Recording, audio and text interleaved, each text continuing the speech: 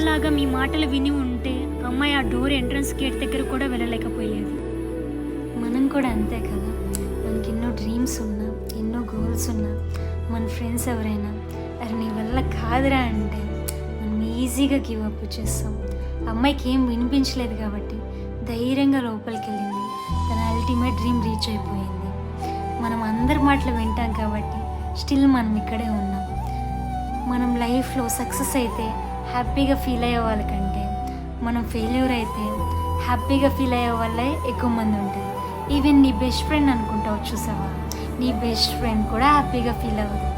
మనం స్టార్స్ మధ్య స్టార్స్ లాగా ఉంటే ఎవరూ మనకి రెస్పెక్ట్ ఇవ్వరు. మనం స్టార్స్ మధ్య మూన్ లాగా ఉంటేనే మనకి రెస్పెక్ట్ ఇస్తారు.